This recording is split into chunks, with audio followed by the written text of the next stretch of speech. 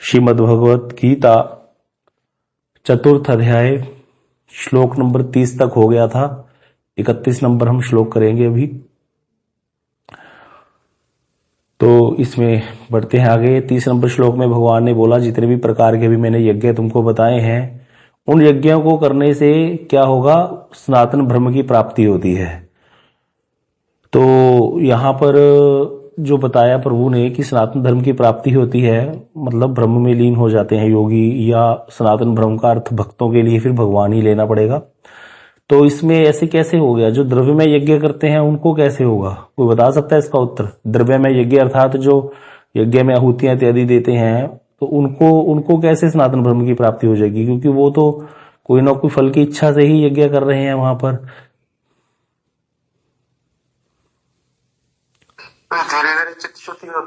हाँ, बिल्कुल ऐसे ही रहेगा, क्योंकि उन्होंने वेद की विधि का पालन करना शुरू कर दिया। यज्ञ विधि है, यज्ञों को करते करते ज्ञान द्वारा जब धीरे धीरे यज्ञ करेंगे, जो पहले द्रव्य में यज्ञ होगा, फिर निष्काम हो जाएगा। निष्काम के बाद क्या होगा? जब यज्ञ करेगा वो फिर ब्रह्म यज्ञ कहलाएगा, अर्थात जहां पर ज्ञान में यज्ञ में प्रवेश कर जाएगा। फिर उसके बाद धीरे धीरे उसको करते करते फिर ज्ञान यज्ञ, फिर ध्यान यज्ञ, ऐसे करते करते आगे बढ़ेगा। ठीक है, तो इस तरह से रहेगा। एक चीज ध्यान रखना, जैसे बहुत लोगों की बहुत अच्छे से माला होने लग गई। कल किसी ने प्रश्न किया था परसों की ऐसे नाम देख करके, समय देख करके माला करने से क्या होगा? माला तो ऐसी करनी चाहिए। हाँ, ऐसे तो फिर आप बंध गए, है ना। लेकिन माला ऐसे करने से आपकी संख्या बढ़ेगी। अभी हम बद्ध जीव है, बद्ध जीव के दिमाग में क्या आएगा? अगर आप ये बात कहते हो, कोई व्यक्ति कहे नहीं खुला होना चाहिए, खुले में क्या आएगा? दिमाग तो हर समय इधर उधर ही चलता है। इससे थोड़ी देर के लिए हमारा मन समाहित होता है। थोड़ी देर के लिए हम क्या है, जो है नाम को देख रहे हैं, जब बार बार समय देख रहे हैं तो हमारा ध्यान कहीं और नहीं जाता। ये तो सब उल्टा तरीका है ध्यान को लाने का, और कोई तरीका है ही नहीं। इसीलिए इसी तरीके से ही माला करने से आपको बहुत लाभ मिलेगा, बहुत लाभ। और संख्या जिनकी कोई 2 ही माला करते हैं या 3 माला करते हैं, उनकी संख्या भी बढ़ेगी माला करने की। देखना, थोड़े ही दिनों में संख्या बढ़ जाएगी माला जप करने की। और क्या लाभ मिलेगा? जैसे सुबह आप 4 माला 5:30 से 5:30 बजे तक कोई लोग 4 या 5 माला कर लेते हैं। अब उनको क्या होगा कि उनको सारा दिन लगेगा कि कब मैं अकेला बैठ करके माला करूं, देख देख करके। ऐसा फील होगा उसको, ऐसा अच्छा लगेगा उसको करना। यही है नाम जप, ये हमारी वस्तु है। बाकी तो सारा दूसरों के लिए हो गया। ये हमारी वस्तु है, बाकी दूसरे के लिए क्या हो गया? हम पैसा कमाते हैं, अपना क्या खाना होता है व्यक्ति को? 2 रोटी वो तो मिल ही जाती है। सारा दिन लगे रहते हैं चेष्टा करने में। सारा दिन हमारा ध्यान जो है, सारी एनर्जी, सारा समय किस में जाता है? दूसरों के लिए जाता है, अपने लिए नहीं जाता। शरीर भी तो दूसरा ही है, देखा जाए। अगर हम शरीर के लिए भी करते हैं, शरीर तो यही रह जाएगा। हम तो आत्मा है। आत्मा के लिए हमने क्या किया? आत्मा के लिए तो यही आधा घंटा है, ये 1-1.5 घंटा जो हम कथा करते हैं, कीर्तन करते हैं और चैंटिंग करते हैं, ये आत्मा को हम दे रहे हैं। अपने आप के लिए तो हमारे पास यही समय है बस, बाकी समय तो ऐसे ही जा रहा है। इसीलिए जो भक्त होता है सबसे ज्यादा चतुर होता है, सबसे ज्यादा चतुर। ज्ञानी भी अपने आप को चतुर समझता है, लेकिन ज्ञानी भी चतुर है नहीं, देखा जाए। क्योंकि वहां पर भी वो अपनी आत्मा के स्वरूप की प्राप्ति तो करता नहीं, लीन हो जाता है बस वहां जाकर के। सबसे ज्यादा चतुर होता है भक्त। और लोगों को लगता है भक्त बेवकूफ है, कुछ चाहता ही नहीं है भगवान से, ना नाक पृष्ठम ना च पारमेष्टम। ना मुझे संसार के भोग चाहिए, ना स्वर्ग का राज्य चाहिए, ना योग सिद्धिम अपुनर्भव, ना योग की सिद्धियां चाहिए। अपुनर्भव मतलब दोबारा आना ना पड़े, मुक्ति भी नहीं चाहिए।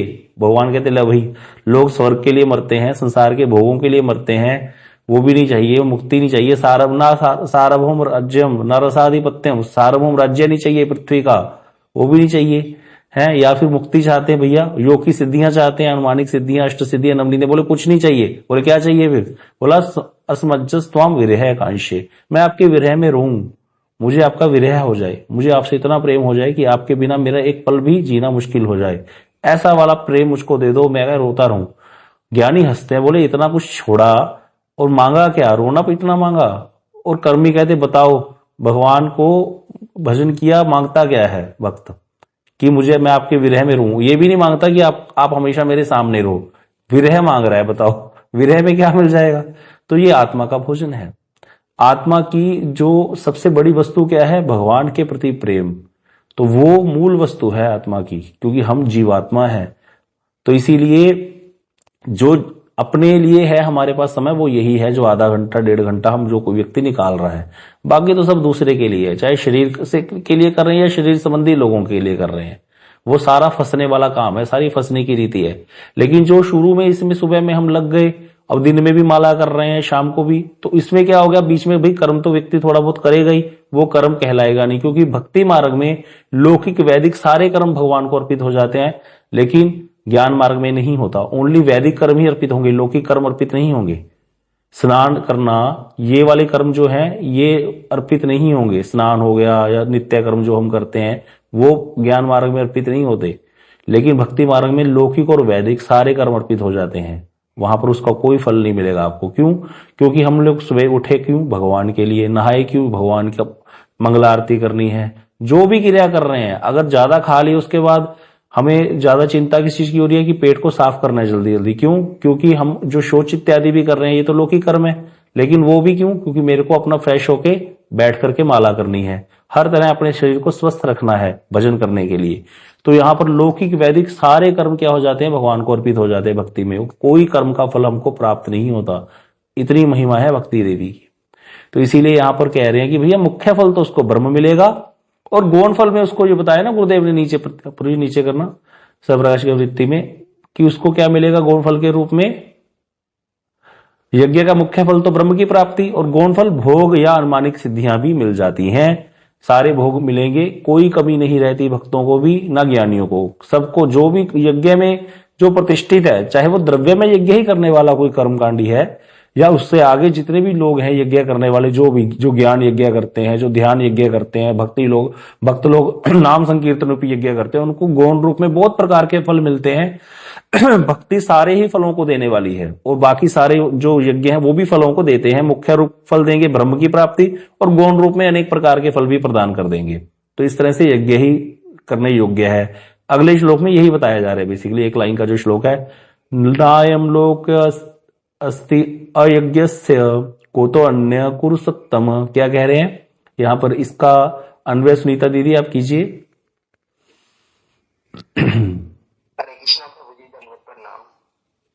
अन्वय गुरु सत्तम हे गुरु श्रेष्ठ, अज्ञ से यज्ञ ना करने वाले को, अयज्ञ से है, मतलब जो यज्ञ नहीं करने वाला, अयज्ञ से यज्ञ ना करने वाले को ना अयम लोक का अपि, ये अल्प सुख विशिष्ट मनुष्य लोक भी नहीं है।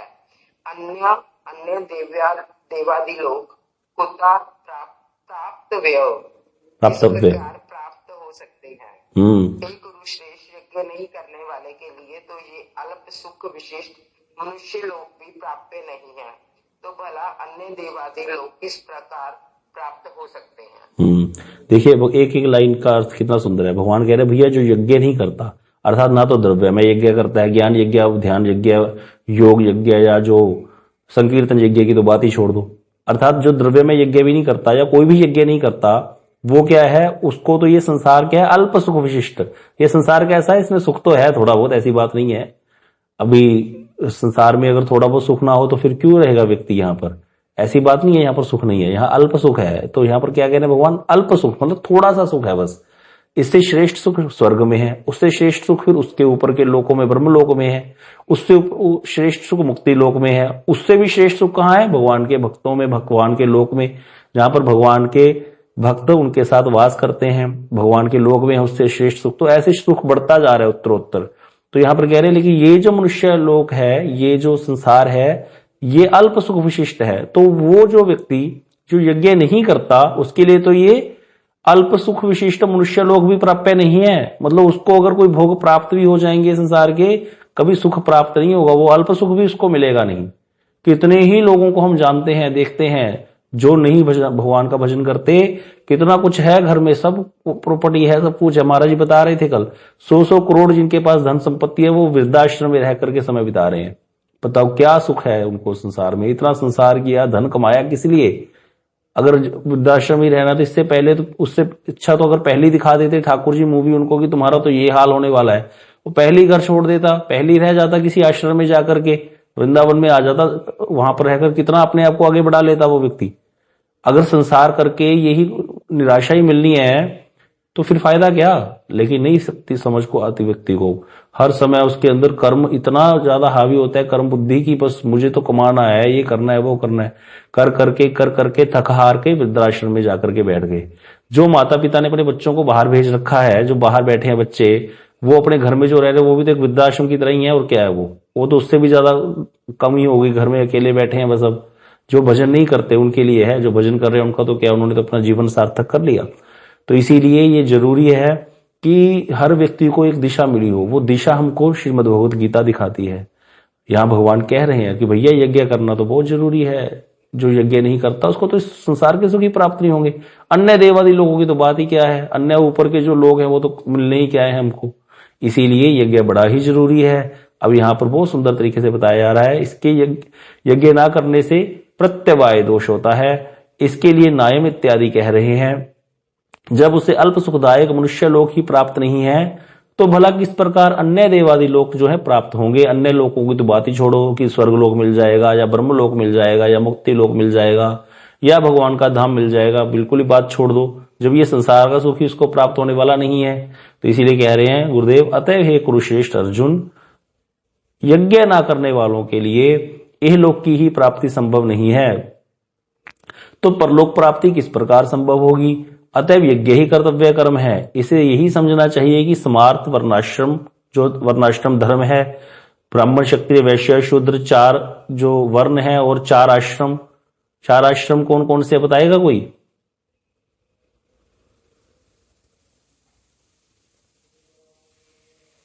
हाँ जी अच्युत प्रभु, प्रभु जी हैंड रेज किया कीजिए। अच्युत प्रभु बताओ। ब्रह्मचर्य, वानप्रस्थ और संन्यास। ब्रह्मचर्य कितनी से कितनी एज तक, 1 से 25 साल तक ब्रह्मचर्य है। 25 से 50 में अगर गृहस्थ में जाना है फिर तो गृहस्थ।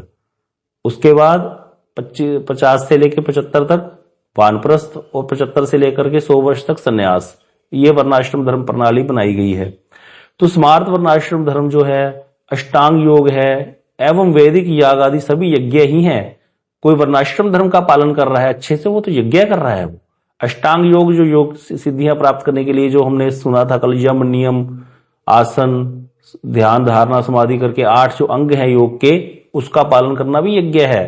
वैदिक याग आदि जो भी योग आदि जो वैदिक योग करे हैं कोई व्यक्ति, वो यज्ञ ही है सारे।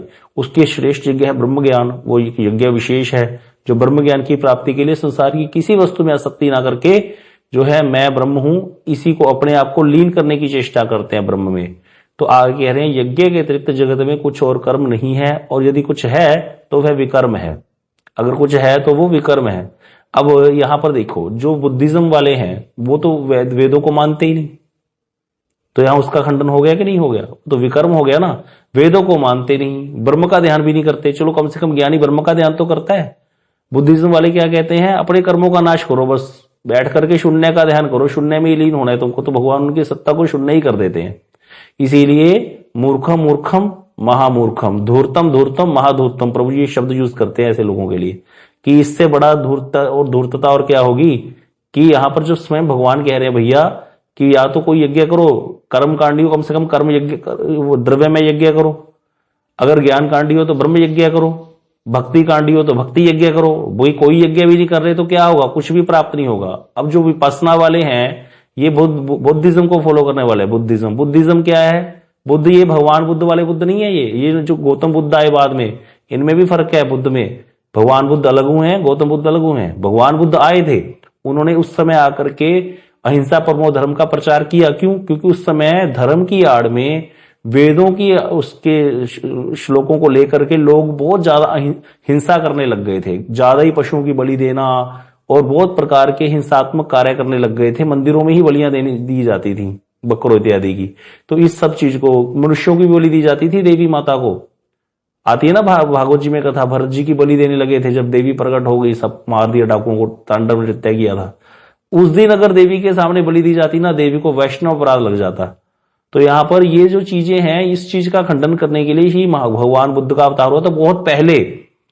उसके बाद ये गौतम बुद्ध बाद में आए हैं जो माया पुत्र हैं। तो इस तरह से ये सब चीजें पता नहीं लोगों को, उनको उनके साथ जोड़ देते हैं और फिर कहते हैं बुद्ध आए थे उन्होंने खंडन किया। भगवान बुद्ध ने तो वेदों में उन सब चीजों का खंडन किया, वो भी टेम्परेरीली, जहां पर हिंसा की बात की गई है, नहीं वहां पर पूरा वेदों का खंडन भगवान बुद्ध ने नहीं किया। कोई बुद्धिज्म की फिलोसफी को जानता ही नहीं है, लेकिन गौतम बुद्ध ने सारा ही खंडन कर दिया। उन्होंने 40 दिन तपस्या करी थी वहां पर सारनाथ में, और वहां पर उन्होंने एक बात बोली, जब कुछ नहीं हुआ, बोले अगर कुछ होता तो दिखता ही नहीं, इसलिए कुछ नहीं है, शून्य ही है जगत, शून्य से आया है, शून्य में जाकर के लीन हो जाएगा, बस अपने कर्मों का नाश करो, इसीलिए कुछ भी क्रिया मत करो। तो ये जो है ये गलत है, इससे हमें नरक ही प्राप्त होने वाला है। इसीलिए यहां पर कहा जा रहा है भैया कोई प्रकार का यज्ञ तो करना ही चाहिए। अगला श्लोक करते हैं। एवं बहुविधा यज्ञा वित्ता ब्रह्मणो मुखे कर्मजान विद्धि तान सर्वान ज्ञात्वा एवं ज्ञात्वा विमोक्ष्यसे। हाँ जी, इसका अन्वय सुदेवी दीदी आप कीजिए। हरे कृष्ण प्रभु जी। एवं इस प्रकार ब्राह्मण मुखे वेद द्वारा बहुविधा अनेक प्रकार के यज्ञ वित्तता विस्तृत रूप में वर्णित हुए हैं। तान सर्वान उन सबको कर्मजान कर्मजनित विधि जानो। विधि विधि बोला करो, विधि विधि विधि जानो। इस प्रकार ज्ञातवा जानकर विमोक्ष से मुक्ति प्राप्त करोगे। इस प्रकार अनेक यज्ञ वेद द्वारा विस्तृत रूप में वर्णित हुए हैं, तुम उन सबको कर्म जनित जानो। इस प्रकार जानकर तुम मुक्ति प्राप्त करोगे। तो यहाँ पर यही कह रहे हैं प्रभु कि भैया बहुत प्रकार के यज्ञ वेदों के द्वारा बताए गए हैं, वेदों में ही सारे यज्ञों का वर्णन है। ज्यादा कौन से यज्ञों का वर्णन कोई बता सकता है? 3-4 प्रकार के यज्ञ हमने सुने, द्रव्यमय यज्ञ, ज्ञान यज्ञ और ध्यान यज्ञ, योग यज्ञ, सब प्रकार के यज्ञ। उनमें से कौन से यज्ञ का ज्यादातर वेदों में विस्तार कौन से यज्ञ कहा है? हाँ जी गुप्ता जी आप बता सकते हैं इसका उत्तर? ये तो सारे रोज हैंड रेज करने वाले आ गए, पुराने लोग जो काफी देर से कथा सुन रहे हैं उनको भी पता होना चाहिए कौन से यज्ञ का ज्यादा विस्तार है वेदों में।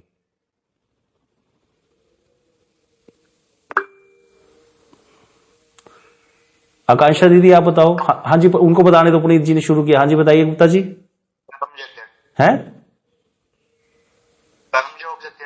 हाँ कर्म वाला जो अर्थात द्रव्यमय यज्ञ, बोलिए द्रव्यमय यज्ञ अर्थात जो हम यज्ञ करते हैं। क्यों, इसका उत्तर दे सकता है कि क्यों है द्रव्यमय यज्ञ का विस्तार वेदों में ज्यादा? सोचिए, दिमाग दौड़ाइए। जो धर्म की 4 वो है, एक उसमें दान है, तो इसलिए इसमें नहीं दान की बात नहीं आ रही यहाँ पे। दान भी एक यज्ञ है, लेकिन वो तो अलग हो गया। जो कर्म कांड का जो विस्तार वेदों में इतना ज्यादा क्यों है? कर्म कांड द्रव्यमय यज्ञ का विस्तार क्यों है वेदों में? सीमा दीदी आप बताइए। कृष्ण प्रभु जी, क्योंकि ज्यादा लोग कर्मी है तो उस हिसाब से है कि ज्यादा लोग कर्मी क्यों है? ऐसा उत्तर दो जो एकदम से बस मन प्रसन्न हो जाए, मन सुन के हाँ भी बात सही है। जी भोग की वजह, ज्यादा लोगों की कामना है ना इस हाँ देखो उस ऐसे उत्तर देना चाहिए, क्योंकि यहाँ मनुष्य क्यों आया है, हम लोग आए क्यों इस संसार में, भेजा क्यों यहाँ पर? क्योंकि हमने इच्छा की भोग करने की। अब जैसा ग्राहक होगा, ये याद रखा करो शब्द प्रभु जी बोलते थे, बाबा महाराज बोलते थे, जैसा ग्राहक होगा वैसा माल रखना पड़ता है। अब ग्राहक ही वैसा था। यहाँ संसार का ग्राहक कौन है? संसार का ग्राहक है भोगी। यहाँ भोग करने आए हैं हम, इसीलिए तो अलग हुए, भोग की इच्छा हुई। कृष्ण बहिर्मुख हैया भोग वांछा करी, अतएव माया तारे झापटिया धरी। कृष्ण से बहिर्मुख होकर भोग की इच्छा करी, इसीलिए तो आए। अब भोग करने आए तो भोग का अरेंजमेंट देना पड़ेगा कि नहीं देना पड़ेगा?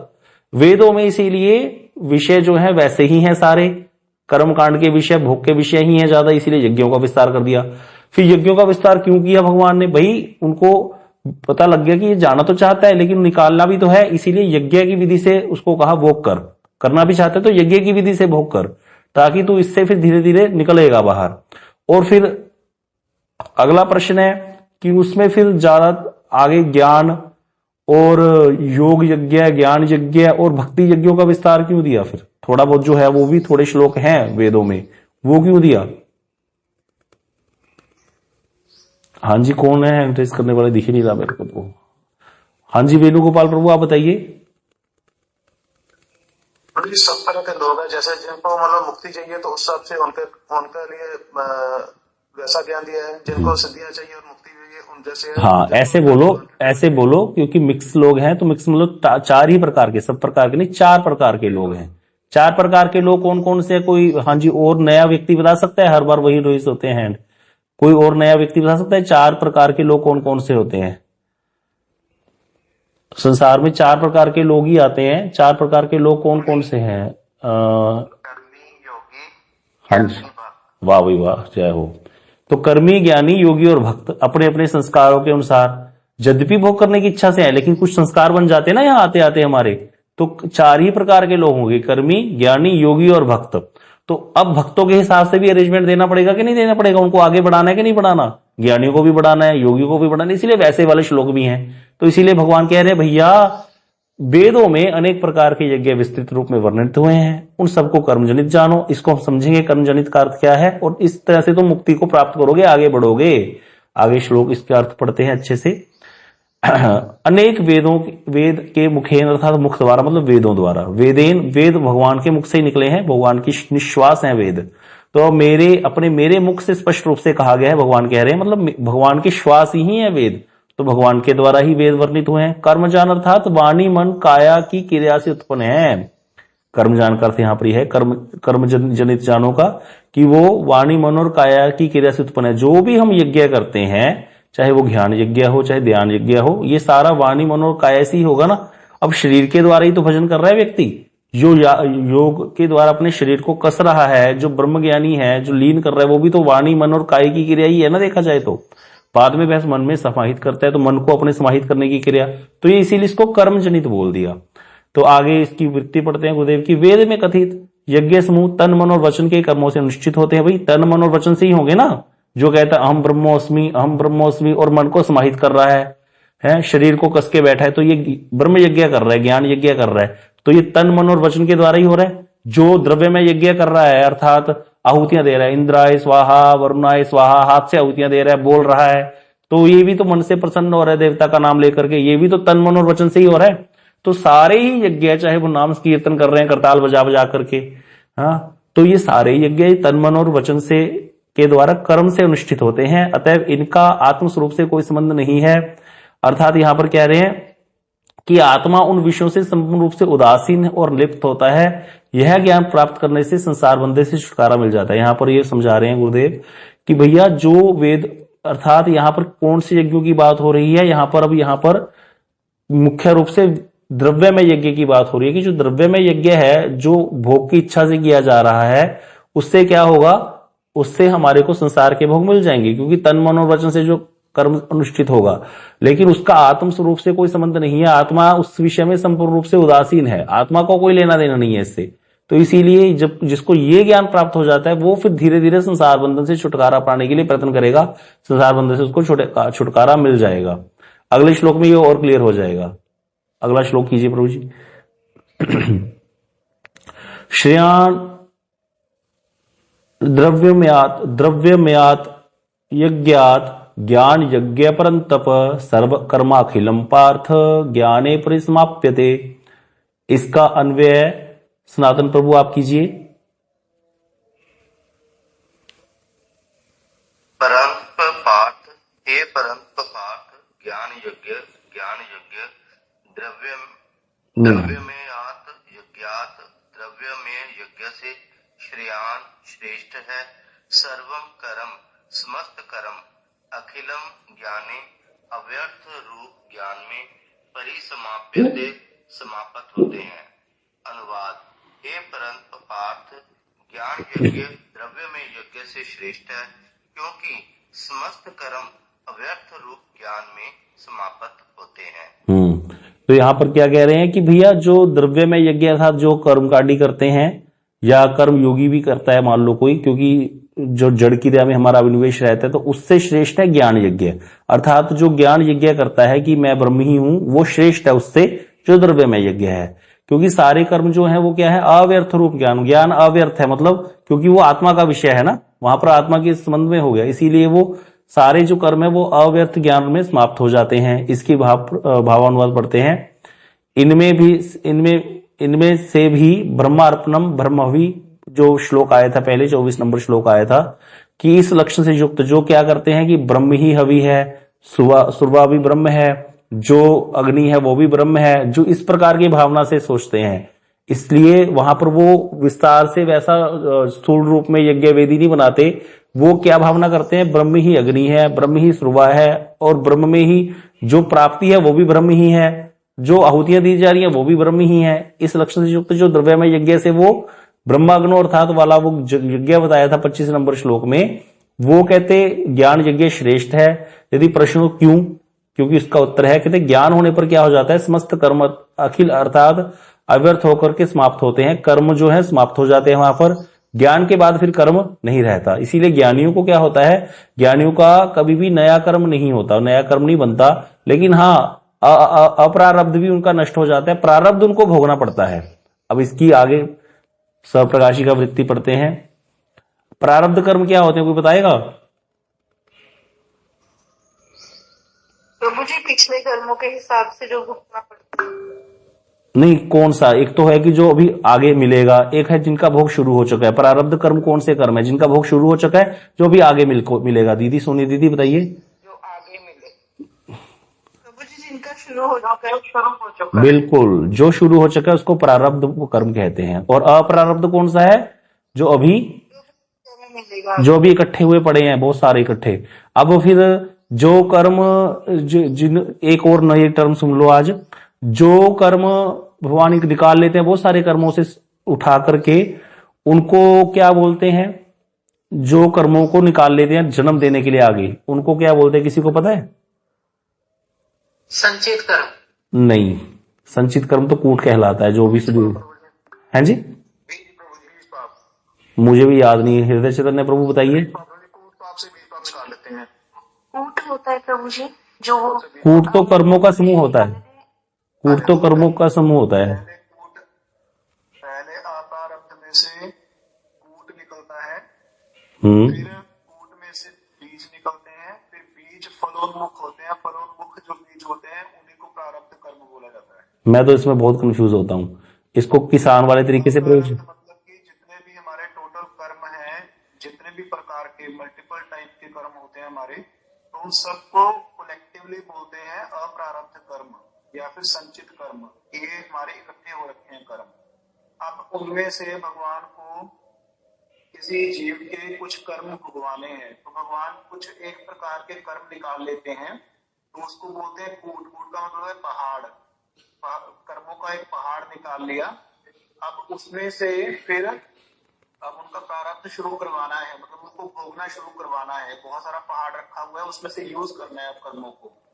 तो अब उसमें से थोड़े से कर्म निकाल करके उनको, जैसे हम बीजों को भिगो देते हैं ना, तो उसको बीज बोलते हैं, है ना, सीड।